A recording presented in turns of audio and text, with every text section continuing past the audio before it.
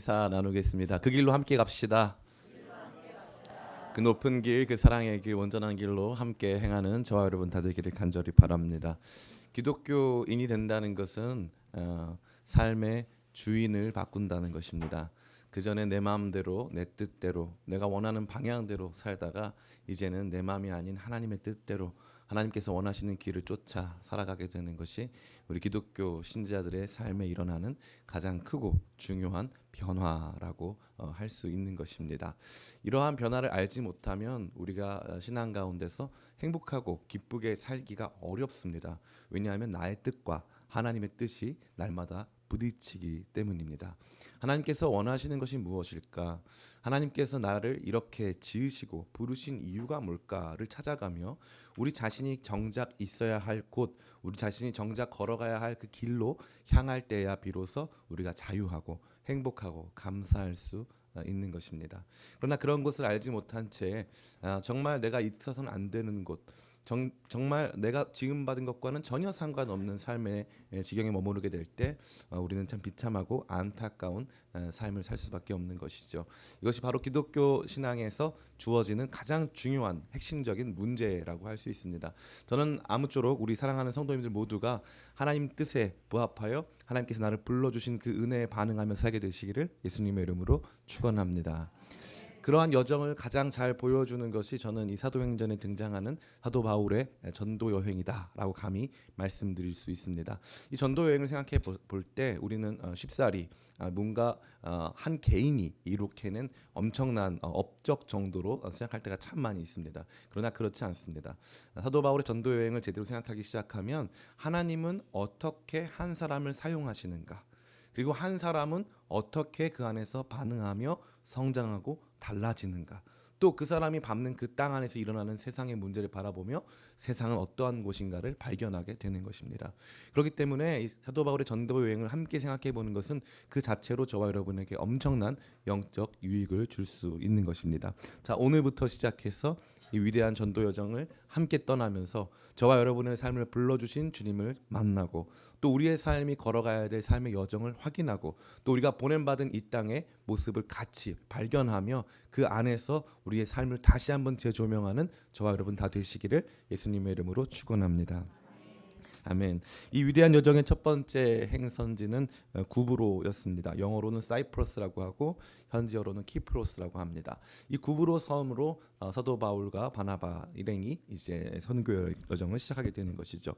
우리는 오늘 우리가 만나게 되는 구브로 지역 자체를 한번 생각해 볼 필요가 있습니다. 제가 준비한 다음 요거 한번 볼까요? 보시면은 여러분 보실 때에 맨 오른쪽에 안디옥이라고 하는 지역이 있습니다. 이 안디옥에서 출발해서 실루기아라고 하는 항구에서 배를 타고 살라미라고 하는 곳으로 이제 이동하게 됩니다. 그리고 살라미를 지나서 이제 보면은 맨 끝에 있는 바보, 도시 이름도 안타까운데요. 저 바보라는 섬을 지나서 이제 밤빌리아 버가 아탈리아를 지나서 저 위쪽으로 향하는 이 여정이 1차 선교 여행의 모든 루트가 되겠습니다.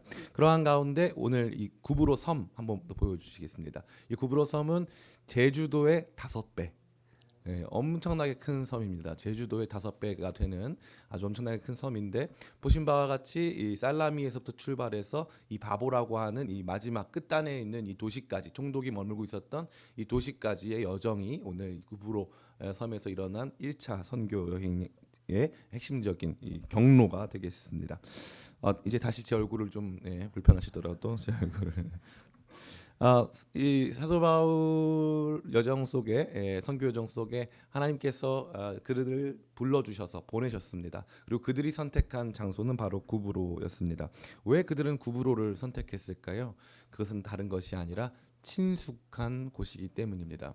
왜 친숙합니까? 이 사도 바울과 바나바 중에 바나바가 특별히 이 구브로 지역 출신이었습니다. 한마디로 자기 고향이었던 거죠.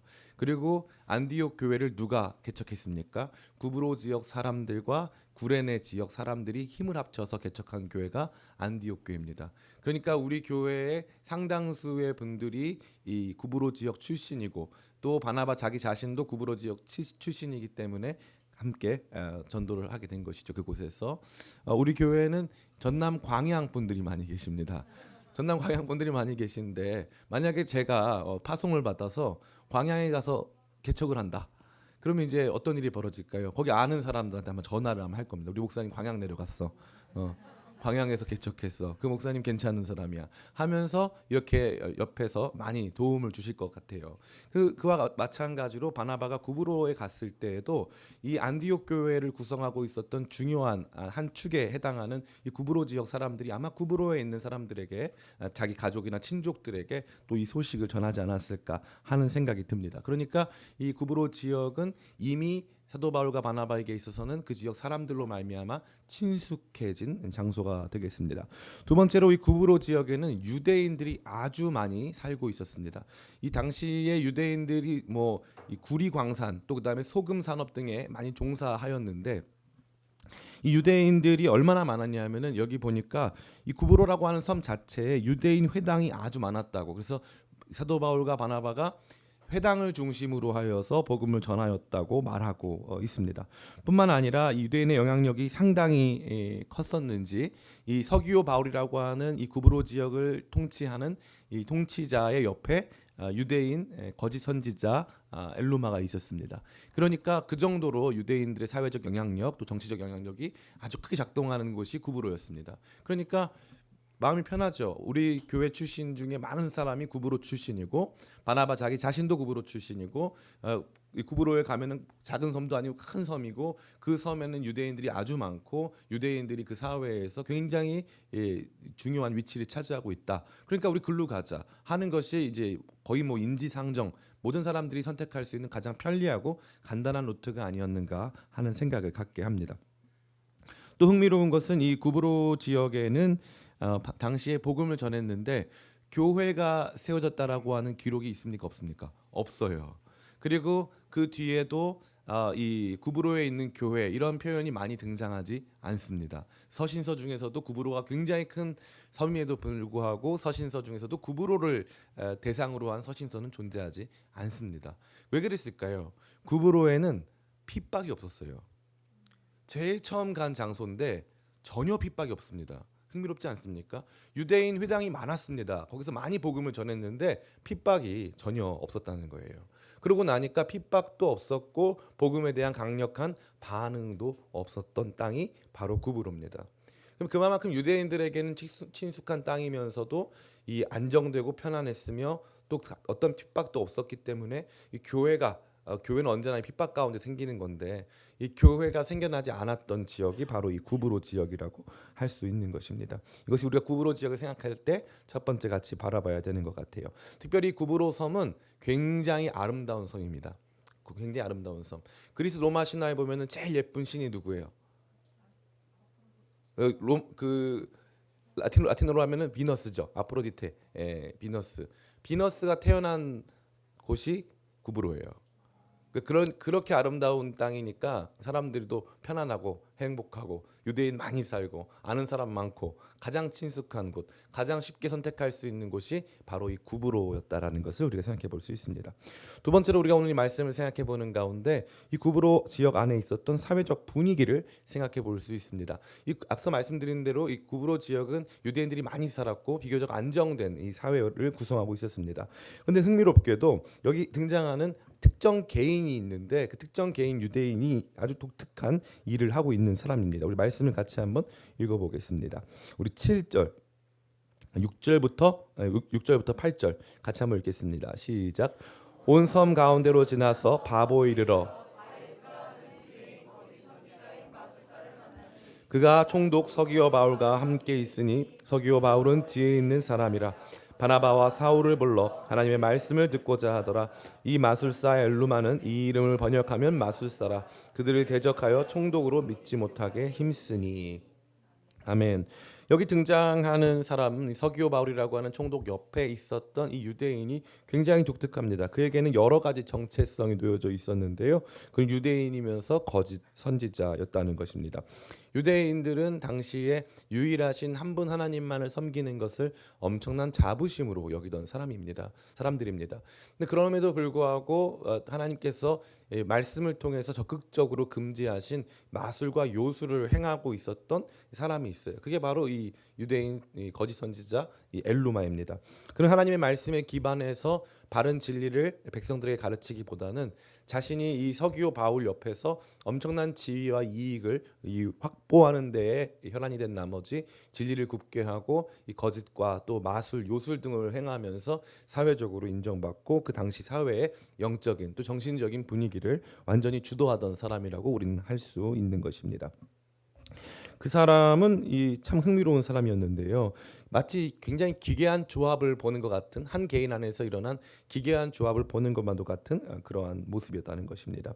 그런데 재밌는 게 뭡니까? 이 사람의 이름이 있어요. 이 사람의 엘루마는 이름이 아니에요. 마술사라는 뜻입니다. 이 사람 이름이 뭘까요? 그렇죠. 바예수. 바예수는 무슨 뜻일까요? 예수의 아들이란 뜻이에요. 예수의 아들. 그냥 지어진 이름일까요? 의도를 가지고 지어진 이름일까요? 의도를 가지고 지어진 이름입니다. 당시에 예수님이 기적을 행하신 것이 굉장히 유명했기 때문에 아마 이 사람에게 스스로 붙인 이름이 아닐까 하는 생각을 갖게 하는데요. 심지어 보세요. 기독교 세계를 표상하는 바예수라는 이름을 갖고요. 유대인 선지자였고요. 그 다음에 요술과 마술을 행하는 이 거짓 선지자였어요. 당시에 이 헬라 문화권 안에서 사람들이 흔히 행하고 있었던 어떤 이 미신적인 행위들을 주도적으로 하던 사람이 바로 이 바예수라는 사람인 거죠. 정말 기괴한 조합이 아닐 수 없는 거죠. 근데 이 사람이 뭐 하고 있습니까? 이 사람이 서기오 바울 뒤에서 서기오 바울이라고 하는 사람을 조종하고 있는 거예요. 너무 재밌지 않습니까? 이 로마는 당시 법에 의한 통치에 대한 엄청난 자부심을 갖고 있었어요. 로마법이 지금 현대 법에도 굉장히 큰 많은 영향을 미칩니다. 그만큼 이 법적 체계와 질서를 강조하는 곳이 로마입니다. 아주 로마 뭘 잘합니까? 건축을 잘하죠. 건축 기가 막힙니다. 기가 막혀요. 제가 지난번에 이탈리아에 갔는데 한 자매님을 모시고 갔거든요. 근데 이 피렌체에 가가지고 피렌체 대성당을 보고 울더라고요. 건물 보고 우는 사람 처음 봤어요. 울더라고요, 보더니. 엄청나게 감동을 받는 거예요. 그 로마인들에게 있어서는 이러한 예술 또 건축 이것을 굉장히 근본 있게 만들어가는 것에 대한 엄청난 자부심이 있습니다. 그러니까 자기 사회도 그렇게 만들어갔죠. 또 정치도 그렇게 만들어갔던 곳이 바로 로마입니다. 똑똑한 사람들이에요. 대단한 사람들입니다. 이 당시에 로마 사람들의 정신을 구성하고 있었던 것은 크게 두 가지입니다. 하나는 철학, 하나는 신화.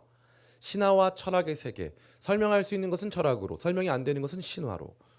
그들은 그러한 세계 속에서 인간을 이해하면서 아주 탁월하게 살고 있었던 사람들이 로마인들이에요. 근데 너무 재밌게 계시를 중심으로 한 유대인들이 이 로마 세계에 끝까지 저항하고 있었음에도 불구하고 로마인들은 지속적으로 유대인들 그리고 유일하고 참되신 하나님에 대한 관심을 갖고 있는 모습을 볼 수 있습니다.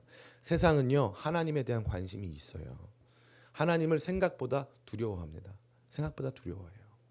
그런데 이걸 누가 이용하는 거예요? 이 바예수와도 같은 거짓 선지자들이 그 정치가들 뒤에서 그들을 배후 조종하는 거예요. 정치가도 사람이거든요. 사람이거든요. 정치가들한테 가가지고 여러분 제가 기도해 드리겠습니다. 제가 40일 금식 기도를 40번 했습니다. 뭐 이런 식으로 해가지고 그런데 몸무게가 왜 많이 나가세요? 이렇게 할 말은 없는데 가서 유대인들한테 이 위정자들한테 가서 정치인들한테 가가지고 제가 도와드릴게요. 제가 기도할게요. 하면 싫다고 할 사람이 있을까요? 없을까요? 없어요. 다 좋아합니다. 다 좋아합니다. 그러다가 제가 거기다가 한 10가지 정도 최근에 이런 일이 있으셨죠? 요즘에 이게 고민이시죠? 이 한 10가지 마치잖아요. 한 3번째까지는 꿈쩍도 안 하다가 10번 정도 마치면 그 다음부터는 너무 힘든 일이 있으면 아마 저 찾아올걸요? 사람이니까요. 사람이니까. 사람의 삶은 어떻게 될지 아무도 모르니까. 이 당시에 이곳을 정치적으로 지배하고 있었던 로마 총독 뒤에는 거짓 선지자가 자리하고 있는 거예요. 거짓 선지자가 자리하면서 온갖 자기 이권을 거기서 다 누리고 거기서 거짓 선지자가 로마 총독 조종해서 사람들을 움직이고 그 사회를 움직이고 그 사회의 모습을 지속적으로 자기가 원하는 방향으로 끌고 가고 있었다라고 하는 것이 오늘 본문 속에 드러난 구브로 사회가 보여주고 있는 단면이라 할 수 있습니다. 그러면 흥미롭게도 이 구브로 사회의 단면이 단순히 우리와는 대략 한 시간적으로 2000년, 거리로는 뭐 수만 킬로미터 떨어져 있는 곳의 이야기일까요? 아니면 오늘의 우리의 이야기일까요? 오늘 우리의 이야기입니다. 오늘도 그런 일들이 똑같이 비일비재하게 발생하고 있는 거예요. 언제나 종교와 정치는 이러한 모습으로 결탁하여 세상을 주도하고 있습니다. 우리는 종교인들 또 이 영적인 일들을 하는 사람들을 우습게 보지만 정작 재벌가, 정치가들은 그들을 우습게 보지 않습니다. 자신들이 이끌어가고 주도해야 되는 세상의 질서 속에 종교인들 또 이 영적인 부분들을 주관해 가고 있는 그런 영적인 지도자들을 얼마나 대단한 사람들인가를 제일 잘 알고 있는 사람들은 도리어 그렇게 힘 있는 사람들이라는 거죠. 세상은 언제나 이러한 방식으로 움직이고 있습니다. 문제는 뭡니까? 그들이 자기 사리사욕을 쫓아, 자신의 안정된 지위를 쫓아, 자신의 명예와 권력을 쫓아 거짓으로 세상을 그러한 방식으로 이끌고 있다라는 것입니다. 거짓 선지자 바 예수, 나 예수의 아들이야 라고 말하면서 온갖 영적 권위를 다 갖다 붙이면서 그리고 나서 세상은 자기 이권에 부합하고 자기 명예를 가져올 수 있는, 자기 권력을 공고히 할 수 있는 방식으로 주도하고 있는 것입니다. 이것이 가장 중요한 거예요. 가장 중요한 거. 진정한 영적 지도자를 볼 때 딱 한 가지 기준이 있다면 무엇일까요? 바로 그것은 자기 희생입니다. 그래서 전 세계에 유일하게 우리가 믿고 따를 수 있는 단 한 분의, 역사상 단 한 분의 영적인 지도자, 우리의 목자가 딱 한 명밖에 없어요. 누굽니까? 예수 그리스도입니다. 왜 그럴까요? 예수님은 십자가를 지셨거든요. 십자가를 진 다른 종교의 지도자가 있습니까? 없습니까? 없습니다. 단 한 사람도 없습니다. 신기하지 않나요? 마호멧도 이 평생 이 여러 명의 철을 거느리면서 부유한 삶을 살다가 죽었습니다.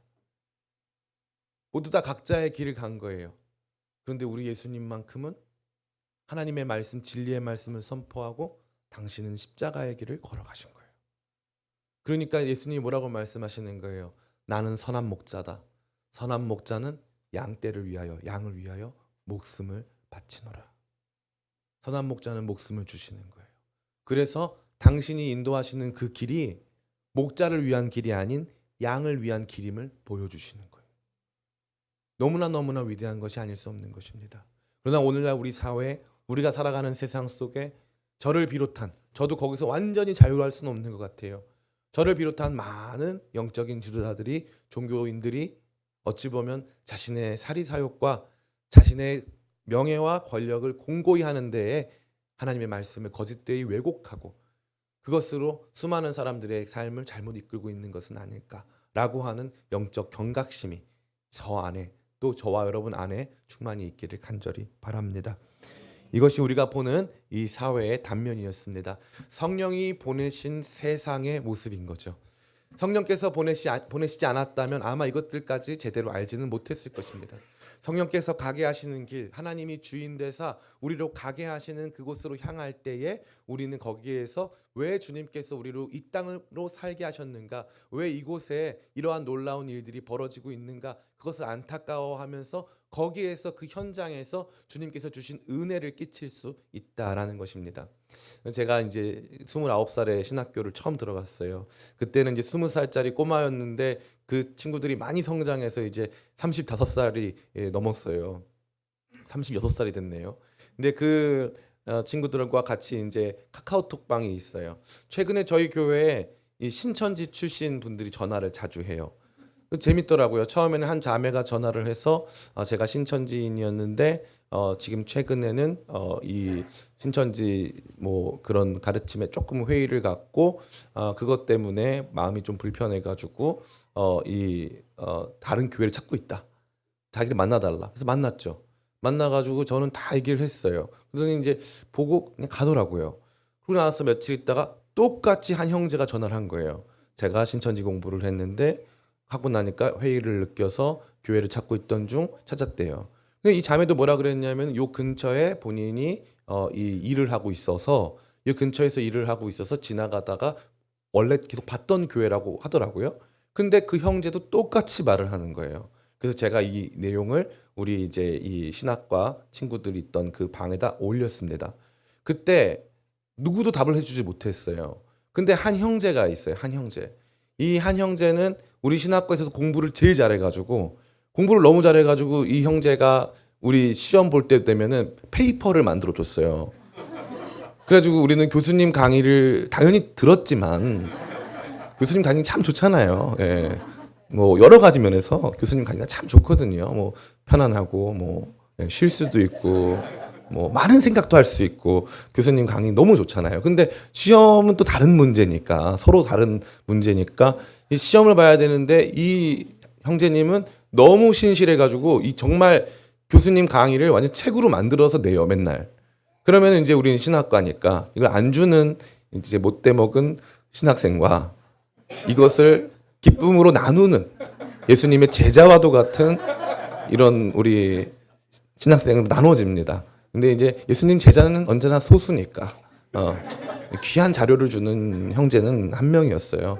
근데 이분이 사역도 너무 잘하고 뭐 성품도 좋고 인물도 좋고 사역지에서도 굉장히 잘 나갔어요. 근데 이 형제님이 사역을 안 하는 거예요. 어디 증권회사 지점장이 됐어요. 그래서 신학대학원까지 다 나와가지고 안수만 안 받고 증권사 이 투자 전문회사 지점장이 됐어요. 근데 제가 그 카톡을 올렸어요. 신천지 이런 사람이 있다. 이런 친구가 찾아왔다. 그랬더니 이 증권회사 이 지점장 된 투자회사 지점장 된 이 형제님이 자기가 정보를 주는 거예요. 최근 신천지 선교 전략이 달라졌다. 그래서 신천지라는 사실을 다 알려준 다음에 개척교회들 찾아가서 전략적 제휴를 맺자고 한다는 거예요. 그래서 우리가 신천지 청년들 많이 같이 와서 같이 예배 드려줄 테니까 우리도 좀 받아주고 해달라. 그러니까 이제 신천지는 14만 4천은 이제 영적인 숫자라고 또 바꿔버렸어요. 교리를 수정해가지고 14만 4천 넘었으니까 다른 밑에 있는 사람들은 이제 많은 무리라고 또 통칭을 합니다. 그래서 많은 무리가 있으니까 이제 어차피 여기서 다 관리가 안 되고 나중에 또 이제는 신천지가 이제 이 공식적인 이 교단으로 인정받기 위한 이제 노력이 시작된 거예요. 왜냐하면 이제 이만희 총회장 사후도 고려를 해야 되니까 공식 교단으로 인정받겠다 이거예요. 그러니까 기성교회 산업기기 이런 거 안 한다 이거예요. 보내겠다. 기성교회로 청년들 보내겠다. 그러니까 개척교회 목사님들 중에 이 파트너십 제휴에 넘어가신 분들이 많대요. 근데 이거는 전도사님들 목사님들은 몰랐어요. 근데 이 한 형제가 저한테 알려준 거예요. 알려주면서 뭐라고 하냐면 자기가 이 세상에 와보니까 주변에 신천지인들 하나님의 교회 사람들 많대요. 그래서 그 사람들 통해서 직접 얻은 정보래요. 직접 옆에서 같이 얘기하면서 얻은 정보래요. 교회 안에 있을 때는 몰랐는데 보냄받아 세상 속에 들어가 보니까 세상은 이런 곳이었더라 이거죠. 기가 막히지 않습니까? 지금 이 전도사님도 아니죠. 이 형제님은 진짜 목회했으면 대성했을 거예요. 공부도 너무 잘하고 설교도 잘하고 인품도 좋고 인물도 좋고 못할 게 아무것도 없어요. 근데 그 사람이 성령의 보내심을 받아 자기는 그 마음을 갖더라고요. 성령의 보내심을 받아 세상 한가운데에서 예수님의 제자로 살아가는 과정에서 도리어 세상 안에 있었던 더 참혹하고 안타까운 이단의 문제, 그 사람들이 돈을 다루면서 살아가며 그들의 삶에 있는 여러 가지 공허함과 안타까운 삶의 이야기들을 온몸으로 들으면서 장문의 글을 남긴 걸 보면서 성령이 보내셨다는 것은 그것이 목회 현장이 되었든지 세상이 되었다든지 어떤 곳이든지 우리가 보냄받은 그 땅을 보게 하신다는 거예요. 구브로라고 하는 그 땅을 보게 하신 거예요. 처음에 그 땅을 생각했을 때는 막연한 생각을 갖고 있었죠. 거기에 구브로에는 유대인들이 많고 유대인들이 살기 편한 곳이고 또 우리 교회 출신의 유대인들이 많으니까 가면 교회 잘 세워지겠지. 복음 잘 듣겠지. 근데 웬걸요? 복음을 안 들어요. 웬걸요? 핍박이 없어요. 가봤더니 예수 믿으라고 했더니 자기네도 예수 있대요. 예수 누구냐? 우리 바예수 있다. 이런 거예요. 똑같은 거예요. 바예수가 옳다고 하면 다 옳다고 따르고 바예수가 안 된다고 하면 다 안 된다고 하는 거예요. 그 사람이 여기서 일종의 영적 헤게모니를 갖고 있는 거죠. 그 사회의 단면을 오롯이 보여주는 거예요. 비단 여기서만 그렇게 등장할까요? 그렇지 않죠. 사도 바울 선교 여행 전체를 통해서 보면서 우리는 그 당시 시대 상황을 보고 사람들이 어떠한 세상 속에 살아가는가를 보게 된다는 거예요. 우리는 단순히 돈이 지배하는 것 같죠? 아니에요. 사람이 지배하는데 사람 뒤에 악한 영의 역사가 있어요. 악한 영의 역사가. 왜 날아가 다니는 비행기 문을 왜 열어요?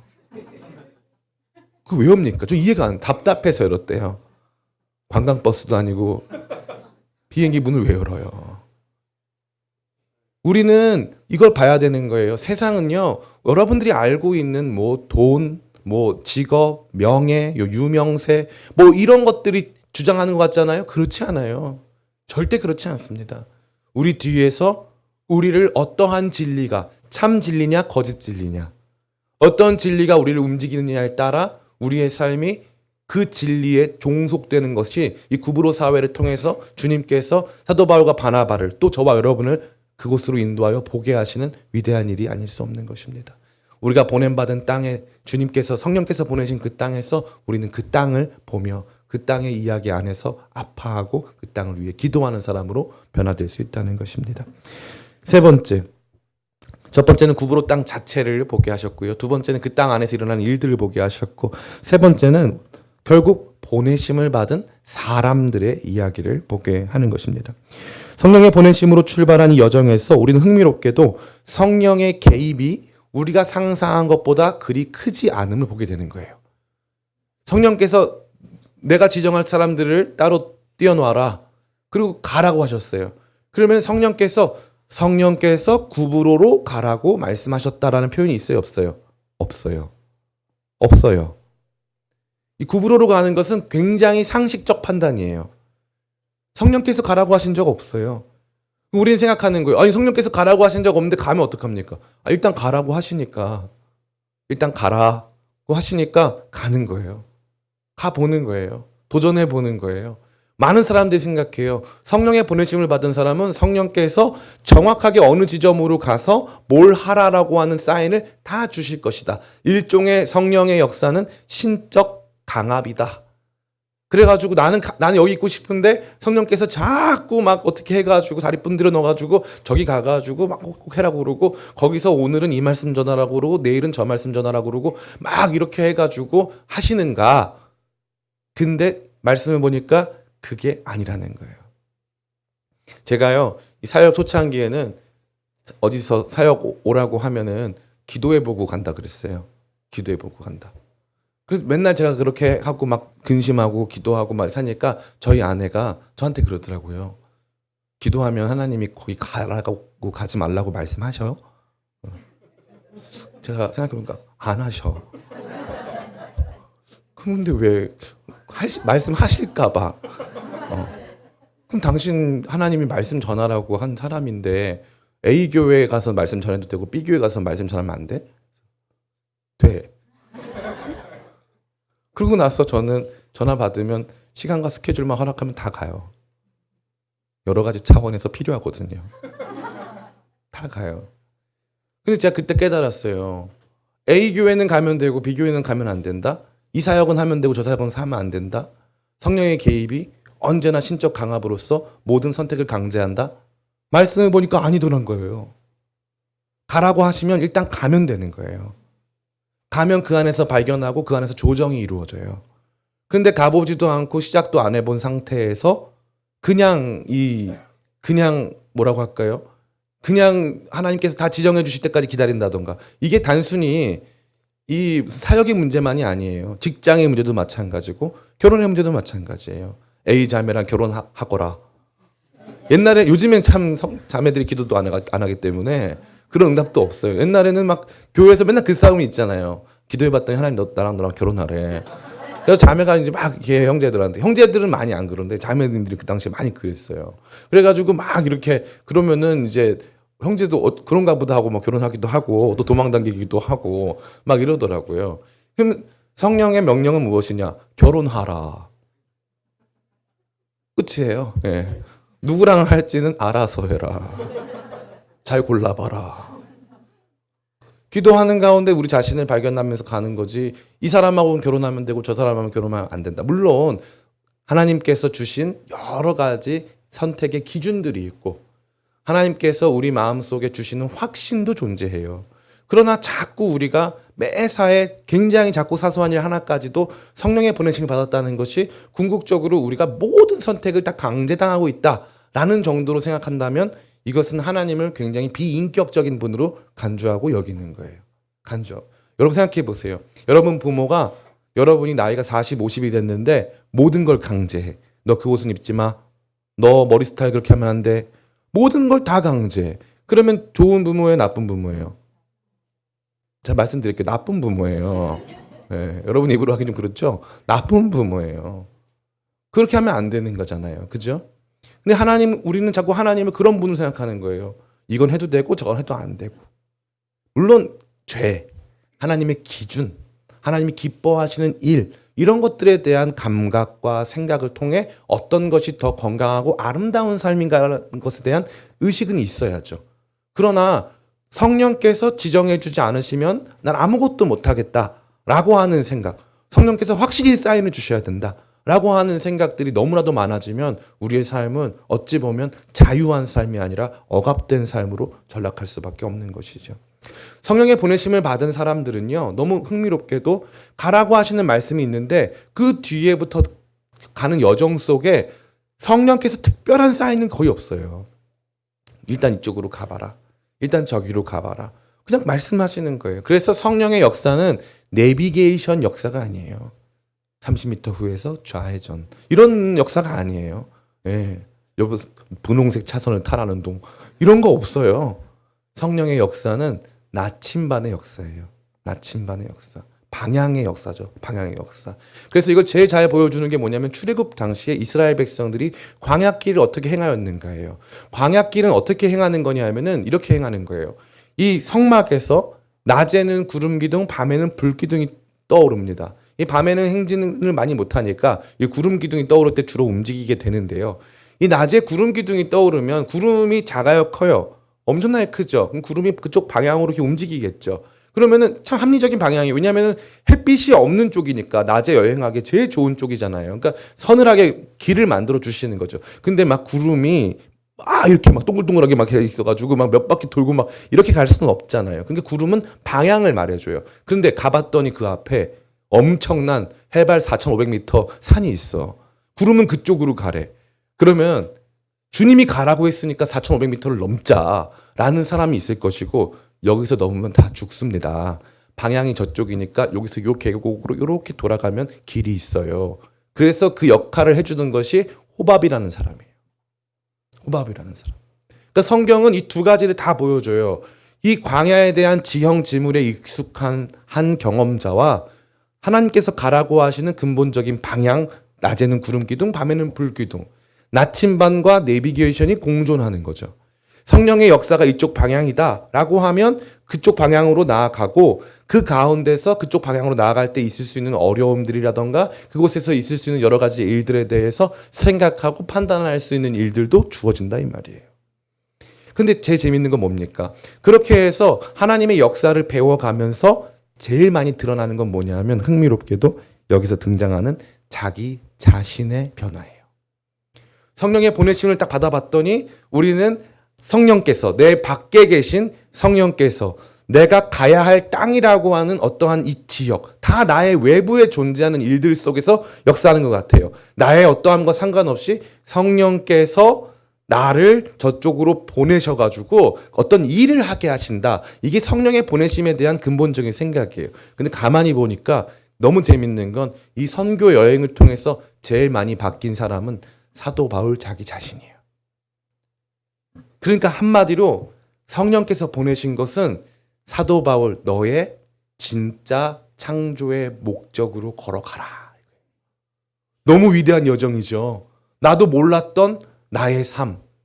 내가 20살 때는 꿈꾸지 못했던, 내가 열정적으로 살 때는 생각조차 해보지 못했던 내가 진짜 지어진 삶의 목적을 향한 여정인 거예요. 그래서 어떤 일이 발생합니까? 여기에 재밌게도 이름이 바뀌어요. 같이 한번 말씀을 읽어보겠습니다. 여기 9절이죠. 같이 읽겠습니다. 시작. 바울이라고도 하는 사울이 성령이 충만하여 그를 주목하고. 아멘. 바울이라고도 하는 사울이. 목사님 이게 저 이 설교 들은 적이 있습니다. 사울의 이름의 뜻은 큰 자. 바울의 이름의 뜻은 작은 자. 그래서 원래 사도 바울이 사울이 큰 자였는데 이제 자기를 낮춰서 바울이라고 한 거 제가 들어본 적이 있습니다. 근데 제가 생각했을 때는 그 설교가 은혜는 되지만 아닌 것 같아요. 왜 그러냐 하면은 사울은 이 히브리식 이름이에요. 이스라엘에서 통용되는 이름. 근데 바울이라고 하는 이름은 라틴어 이름이에요. 로마인의 이름입니다. 그래서 당시에 사도 바울이 여행하고 있었던 지중해 권역에서 사람들이 쉽게 들을 수 있는 이름인 거죠. 제 이름은 한국어로 요한이에요. 제가 미국 사람들한테 제 이름을 요한이라고 가르쳐주면 저희 매형을 필두로 모든 사람이 존이라고 불러요. 아니 요한, 그래도 존이라고 불러요. 왜냐하면 요한의 영어식 이름이 존이니까. 계속 그렇게 부르는 거예요. 흥미롭게. 익숙하니까. 사도 바울은 그 전에 대부분의 시간을 유대인들과 함께하며 말씀 가르쳤어요. 정작 자기 자신은 이 그리스식 교육을 받고 자기의 시민권은 로마 시민권자였어요. 로마 시민권자고 그리스식 교육을 받았고 또 유대인의 교육도 받은 사람이었는데 대부분의 시간은 젊은 청년기 이후의 시간을 대부분 다 유대인들과 함께 보냈다 이거죠. 그런데 이제 사도 바울이 가만히 생각해 봤더니 지금 여기에서 누구를 만나야 돼요? 여기 보면은 또 다른 바울을 만나죠. 7절 말씀 제가 읽어드릴게요. 그가 총독 서기오 바울과 함께 있으니 서기오 바울은 지혜 있는 사람이라 바나바와 사울을 불러 하나님의 말씀을 듣고자 하더라. 이제 사도 바울이 자기의 원래 있었던 로마식 이름이 바울인데 지금 여기서 누구를 만났어요? 총독 서기오 바울을 만났어요. 바울이 바울을 만났어요. 바울이가 바울이를 만난 거예요. 근데 너무 다른 모습이죠. 그렇지만 그 안에 가까운 접점이 하나 있어요. 당신도 로마인, 나도 로마인. 당신은 유대인입니까? 아니요, 잠깐만 기다려보세요. 저 사실 로마인입니다. 이름도 당신하고 똑같아요. 그러니까 갑자기 우리 안에 연결고리가 생겼고 그 대화가 되기 시작하고 로마인으로서 자기가 누릴 수 있는 법적 지위도 생기고 대화할 수 있는 어떤 조건도 마련이 된 것이죠. 사도 바울이 살면서 많은 생각을 했을 거예요. 자기는 왜 유대인이지만 다소라고 하는 도시에서 태어나가지고 로마 시민권을 갖고 살고 있었을까? 자기는 왜 어렸을 때 이런 공부를 했고 저런 공부를 했을까? 자기 안에는 왜 모험을 할 수 있고 좀 이렇게 다른 사람보다 열정적인 어떠한 이 성품이 있을까? 그 모든 것이 확인되고 그 모든 것이 발현되고 그 모든 것이 가치를 딱 열매 맺게 되는 그 순간이 바로 이 선교 여행에서부터 시작된 거예요. 그가 가장 잘할 수 있는 일들이 시작된 거죠. 놀랍게도 바나바는 사도 바울의 이런 교육자적인 측면에 주목했어요. 바나바가 눈이 얼마나 좋으냐면 사도 바울을 딱 픽해가지고 교육자로 딱 세웠는데 전 세계에서 교육을 제일 잘하는 사람이에요. 그래서 우리는 지금 사도 바울이 써놓은 서신서를 통해서 복음을 배우잖아요. 역사상 존재했던 가장 탁월한 교사를 바나바가 뽑아왔어요. 그러니까 바나바 안에는 사도 바울이 타고난 교육자인 건 인정해요. 그런데 뭐가 몰랐을까요? 이렇게 대단한 선교가일 줄은 몰랐을 거예요. 이렇게 탁월한 언변이 있는 사람인 줄은 몰랐을 거예요.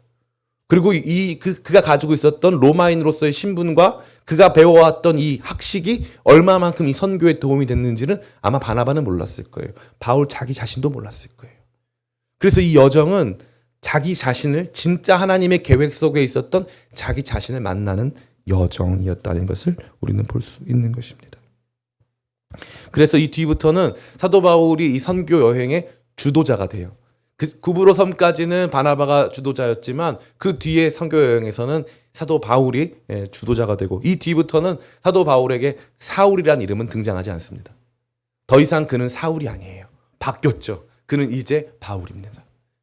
유대인들에게 국한된 그래서 그 세계에 머물러 있는 내가 어디서부터 출발했는가? 나는 유대인이야 라고 하는 그 정체성에서 멈추는 게 아니라 그는 이제 바울로 살게 된 거예요. 새로운 삶이 시작된 거죠. 선교의 역사, 성령의 보내심을 받은 사람들의 역사 안에는 우리가 가야 하는 어떠한 이 필드, 어떠한 그 장소, 그 현장을 넘어선 자기 자신이 실상 걸어가야 하는 삶의 여정이 포함되어 있음을 이 말씀은 보여주는 것입니다. 이 말씀이 정리합니다. 첫 번째 무엇입니까? 성령의 보내심은 따라해 볼까요? 거짓된 세상 속으로의 보내심. 예, 성령께서 우리로 하여금 그곳으로 보내시는 것입니다. 아무 문제 없어 보이지만 거짓으로 가득 차고 이익으로 진리를 굽게 하는 세상으로 우리를 보내셨음을 바라보며 우리를 보내신 그 땅의 아픔으로 함께 아파하고 우리를 보내신 그 땅이 가지고 있는 한계 안에서 정말 그 땅을 변화시키려고 노력하는 저와 여러분 다 되시기를 축복합니다. 두 번째, 성령의 보내심은 우리가 성령의 역사에 대해서 근본적으로 일반적으로 어떠한가를 알 수 있게 하는데요. 따라해 볼까요? 기쁘게 선택하게 하심. 우리의 모든 선택은 기쁨의 선택이에요. 기쁨의 선택. 언제나 우리 선택할 때 어떤 생각이 있어요. 내가 이 선택하면 하나님 나 벌 내리실 텐데. 내가 이 사람 선택하면 나 하나님한테 혼날 수 있는데. 물론 그럴 수 있죠. 주일날 교회를 안 오는 선택이라던가 뭐 다양한 선택들은 여러분의 삶에 큰 어려움을 줄 수도 있어요. 라고 말하고 싶어요. 그런데 그런 게 아니죠. 하나님께서 우리를 보내실 때 성령의 보내심을 받은 사람들의 삶의 선택은 기쁨의 선택이에요. 이곳 갔다고 저곳 갔다고 나 처음부터 실수했어. 실수를 너무 두려워하는 거예요. 나 여기 가서 망한 것 같아. 저기 가서 망한 것 같아. 그럼 하나님의 주권 어디 갔어요? 하나님은 여러분의 삶에 너 그거 선택했어? 너 망했네. 너 그럴 줄 알았어. 너 처음부터 거기에서 그거 선택해서 망한 거야. 마치 우리 하나님 윷놀이 옆에서 훈수 두시는 분 같아요. 그때 업어서야지. 그때 업어서 한 번에 갔었어야지. 뭐 이런 식으로. 그때 걸 나왔을 때 잡았어야지. 뭐 이런 걸 하나님을 우리는 잘못 알고 있는 거예요. 하나님은 우리의 모든 선택을 기뻐하십니다. 언제? 우리가 그 하나님을 기쁘시게 하기 위한 선택, 나를 보내신 분을 향한 선택을 할 때 그것이 실수였어도 어려움이었어도 하나님은 그 선택을 기뻐하시고 그 선택의 여정 속에 여러 가지 시행착오를 겪고 있음에도 불구하고 그는 넘어지나 아주 엎드러지지 않으면 주의 손이 그를 붙잡아 주심이라. 그 말씀처럼 우리가 선택하는 과정에서 하나님 우리를 붙잡아 주세요. 이걸 모르기 때문에 우리 날마다 그 생각하는 거예요. 부모를 잘못 만나서. 부모를 선택했습니까? 아니잖아요. 그때 학교를 잘못 가서 점수 받고 갔잖아요. 잘못 간 게 아니고. 자꾸 우리는 그때 그렇게 선택하지 않았다면 주님께서 원하시는 건 그런 게 아니에요. 주님은 우리를 성령의 자유함 가운데서 인도하시는 거예요. 우리 하나님을 강압적이고 억압적인 하나님 생각하지 마세요. 성령께서 주시는 놀라운 은혜의 자유함 속에 기뻐하시는 거예요. 야, 너 오늘 교회 나왔네. 야, 너 너무 잘했다. 야, 너 오늘 가가지고 그래도 그리스도인이라는 거 드러냈는데 너무 잘했다. 너무 고마워. 하나님의 이 영광스러운 기쁨의 선택을 우리 가운데서 보여주시는 말씀이 이 말씀이 아닐 수 없는 것입니다. 구부로로 갔다고 해서 교회 안 세워줬다고 해서 구부로 핍박도 없는데 괜히 편리한 데 가가지고 시간 낭비했다? 그런 건 우리 생각이에요. 절대 그렇지 않습니다.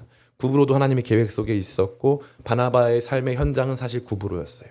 그래서 이 구부로로 간 것 자체가 문제가 되지 않습니다.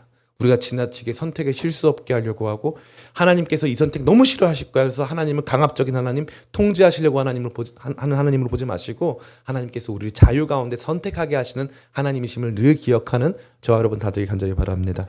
마지막으로 성령의 보내심은 진정한 나를 찾는 여정임을 알게 하는 것을 여러분 꼭 기억하시길 축복합니다. 성령의 보내심을 받을 때에 비로소 나를 지으신 분이 나를 부르셨구나. 나를 이렇게 지으신 분이 내가 잘할 수 있는 곳으로 나를 부르셨구나. 나는 이것을 위해 태어난 사람이구나. 라고 할 때 가장 기쁠 수 있는 거예요. 저는 여러분들이 그것을 확인하게 되시기를 간절히 축원합니다. 여러분이 있어야 할 자리, 여러분이 머물러야 되는 삶의 지경이 있어요. 하나님이 여러분을 그곳으로 부르셨음을 여러분은 보게 될 줄을 믿습니다. 성령의 보내심 속에 여러분 자신을 찾아가고 여러분 진정한 하나님께서 원하시고 꿈꾸시는 여러분의 모습을 만나게 되시기를 예수님의 이름으로 축원합니다. 제가 기도하겠습니다. 아버지 감사합니다. 그리스도인의 삶은 성령의 보내심을 받을 것인가 내 욕망의 보내심을 받을 것인가의 차이인 줄 믿습니다. 성령의 보내심